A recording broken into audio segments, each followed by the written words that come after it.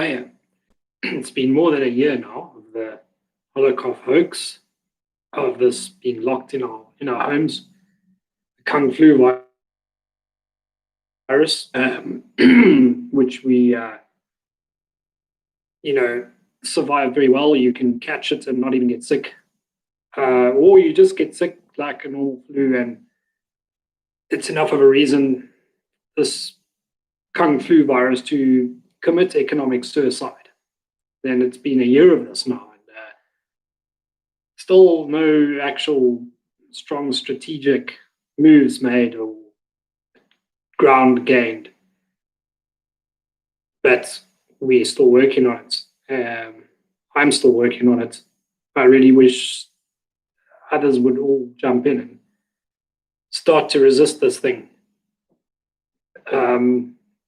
Just going back to Revelations, and how much of this lines up again with the whole idea of Revelations. And the mark of the beast, the number 666 keeps coming up. I don't know how much more you could really expect. I don't know what the level, the threshold level is before you say, right, this is it. And whether this is a premillennial, amillennial, or postmillennial situation, because these things are complex and I don't know. Most Christians can't even nail it down categorically.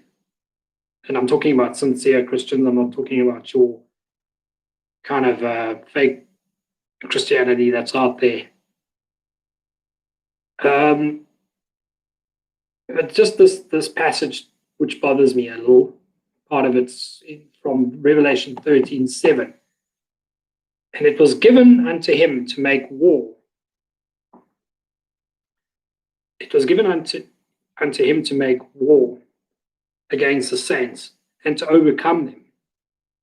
And power was given to him over all kindreds, tongues, and nations. Now, I don't know any other time when the globalist cabal have had the potential to have power over all kindreds, tongues, and nations. Certainly not 2,000 years ago, in the sacking of the temple, because we're talking about a compartmentalized world, separated by enormous geography back then, where all the different tribes did not know these things. And this happened in Jerusalem, and the idea that this was part of Revelations doesn't make too much sense to me. But it seems to me that there's an argument for each and every case: the premillennials, the amillennialists, and the postmillennialists. Or whether people just think it's totally symbolic and there's absolutely nothing real, which to me doesn't work well at all. I'm sure most will agree. But we need to keep going forward and fighting this thing, but also look at our response. If it's a premillennial situation, then this is it, the end's coming. And if it's an amillennialist situation, then why aren't we, actively going and fighting this? Because the body of Christ needs to then come together and actually defeat this thing. It makes a difference as to what your actions will be, as to whether you will sit, let the forces of God just do everything for you, or if they are actually doing this end time situation, why aren't we all up in arms? I mean, Christians in the past didn't have a problem blowing each other to pieces. This is absolutely crazy to me, and I am talking about the sincere ones, or those who are not just sort of superficially Christian. but it does, like none of the responses make sense to me from the general Christendom. And this passage that I read before, to make war against the saints and to go overcome them. Well, to me, that was achieved, in Easter when not a single Christian church on the planet, held all those holy events at their churches. I mean, you weren't allowed to. So surely that is a Revelations-worthy event. The stopping of the worshipping of Christ on that specific date is monumental. But anyway, we're going ahead on at warp speed, as their new program is now called Warp Speed, to accelerate handing out of vaccines, and people talking about doing it in 24 hours. General Pena in the States. We've got these guys. I don't know where they dig them out of. And Tobias Elwood in the UK, specialists, I'll bet. Well, we know Tobias Elwood is a PSYOP specialist. This General Pena in the States came out telling everybody they're going to put into effect a program where they vaccinate the entire country in 24 hours, right? We're not even happy with wearing the fucking masks. You can just imagine how that's going to be done.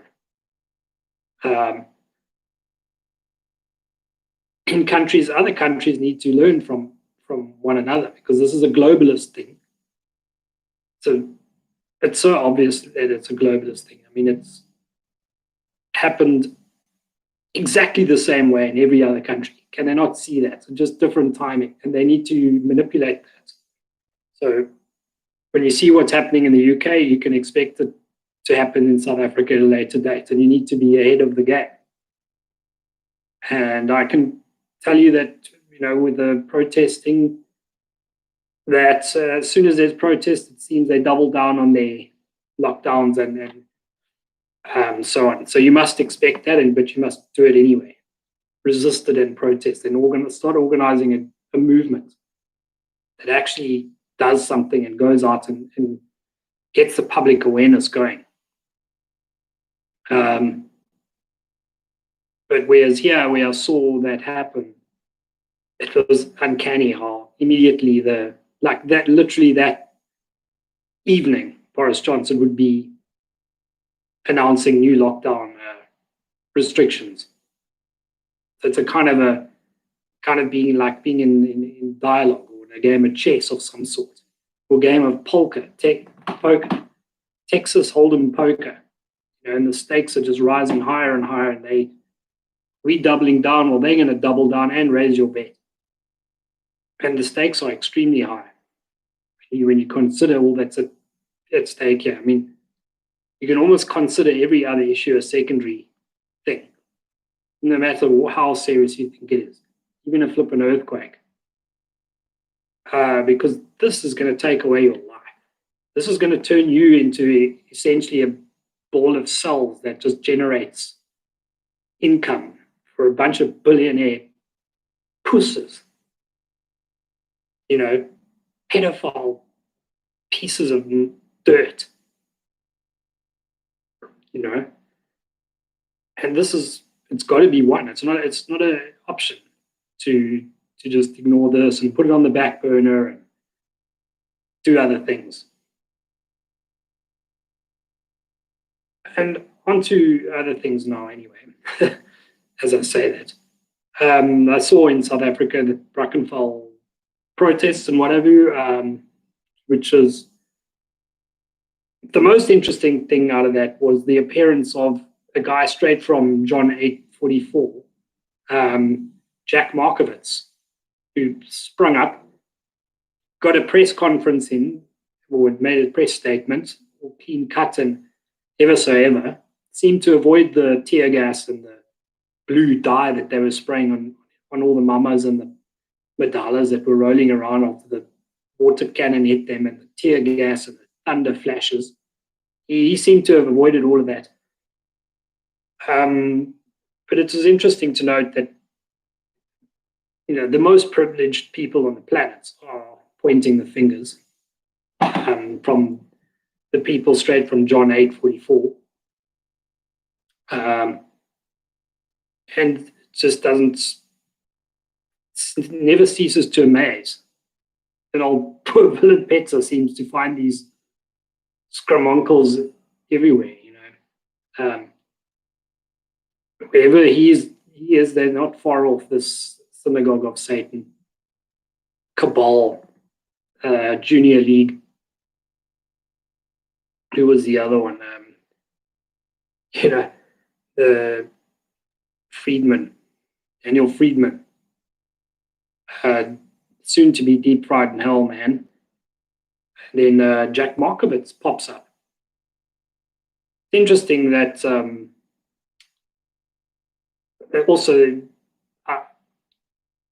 the Jack Markovitz character is a lot more lethal to us because he's saying things that are actually detrimental, talking about the neighborhood watchers and and these people love to criminalize anything that seems to help us in any way. So to be aware of these guys is an understatement. You need to be aware. You're just also looking at also a monumental event, this colossal scam of a election in the States where just there's so much fraud, it's not even believable. And they made it so obvious they couldn't even really hide it. But still that this is in question, and they're doubling down on that too. The media is just claiming that this win on Biden's behalf non-stop. Rudy Giuliani came out talking about Dominion, I think it was, that created the software, and he links it to these Venezuelan companies and all this, when it's Israel, basically. There's a lot of those tech startup companies are. And the election rigging on a software basis is so easy to do. I mean, it's really hidden from view.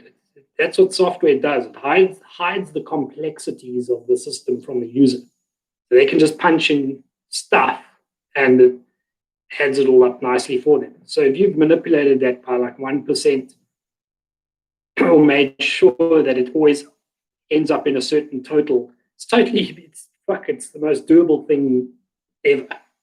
Computers don't do their own thing. This artificial intelligence nonsense is retarded. And it's just misleading. If a computer is coming up with algorithms and ideas, it's because somebody told it to, programmed into it. Never just made its own ideas up. Never. Forget about this terror of artificial intelligence. No, it's people that are behind all of this stuff. And as much as it could be artificial, the same as a person who's very sharp can go into a casino and they can actually spot the mistakes in the software on maybe one of those slot machines and see, well, it's very similar to any kind of so-called artificial intelligence. You'll be able to exploit its weaknesses before you know what. This censorship that's going on Facebook and so on, it's people sat there literally just watching your Facebook page, in my opinion. And maybe certain keywords will come up in red or something to help them. One person could watch 100 people, and they probably employ thousands. So anyway, these fact checkers and so on, it's just censorship, 100% censorship. And again, all of these words are not, they're useful to whoever's in control. It's basically, there's certain things that they say that should be censored anyway.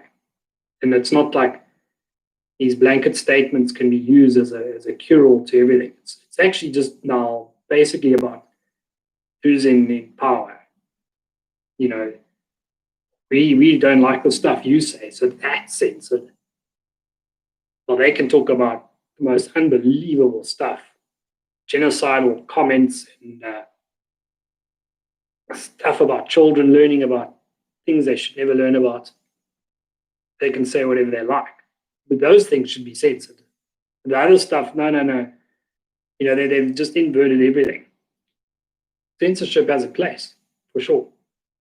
But we've given them that power. If something's for free, you're the product.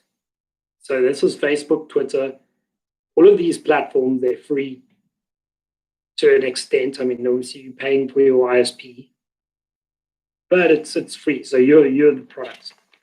So don't be fooled. And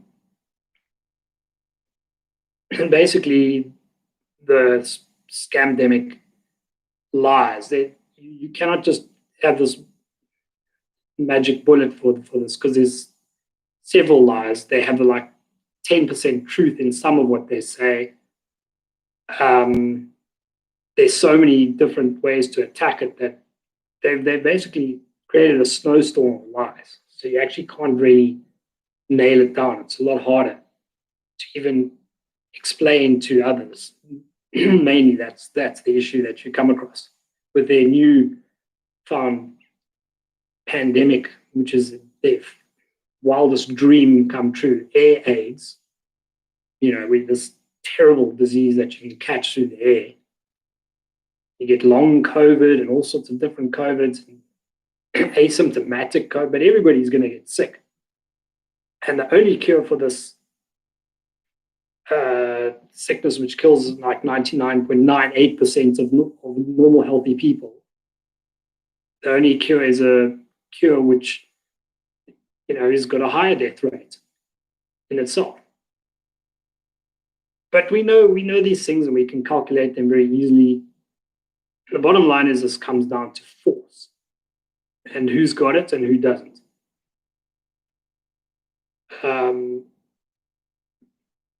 The movements are not strategic enough. Once you've gathered together thousands of people, you should then not be worried about, when's the next protest. You actually now need to apportion those people to do actual different things. And some of them will have to be quite bold. Occupy your news centers, for example, and make them unoperable by protest action.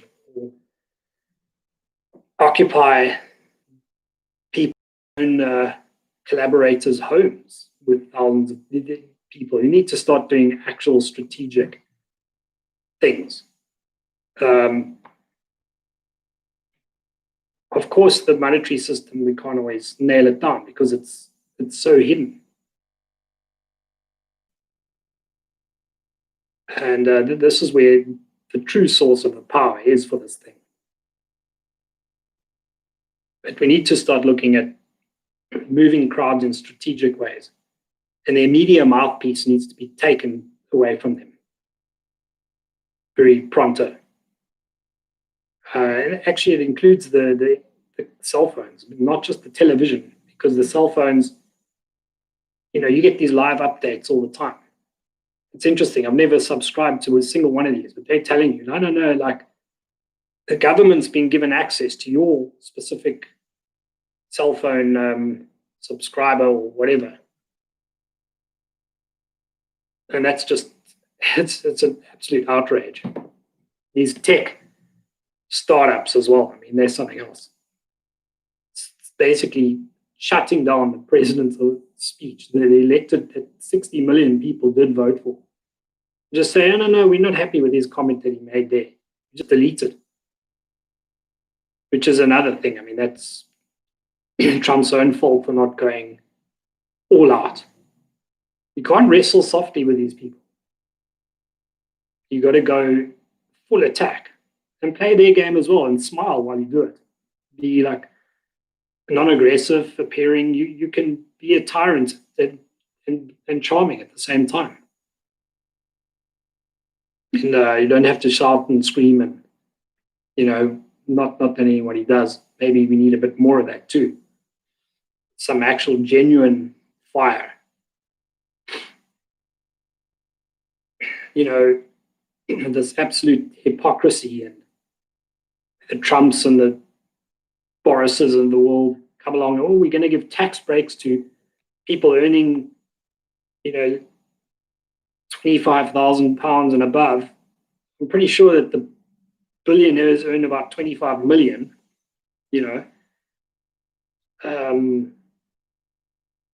A year in pounds, and it's these little things. It's like fluff. Just it's a nothing.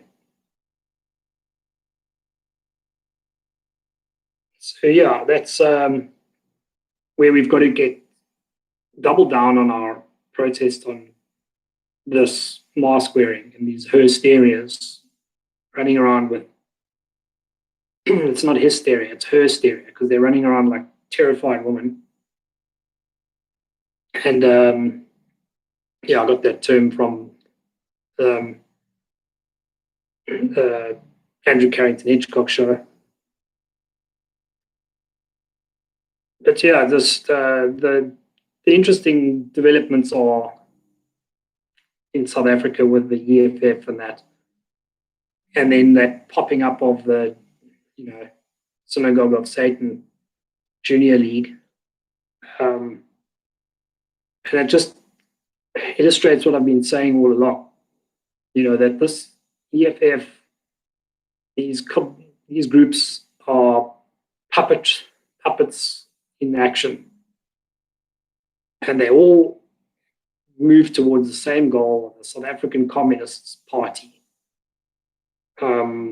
They are the real bosses, and then the chairmans are abroad, essentially. The Oppenheimers, the Rothschilds, the Rockefellers, etc. So yeah, again, let me know. Give me a thumbs up. Let me know what you think. Right, disagree, agree, say things. Need conversation to flow. And catch you again.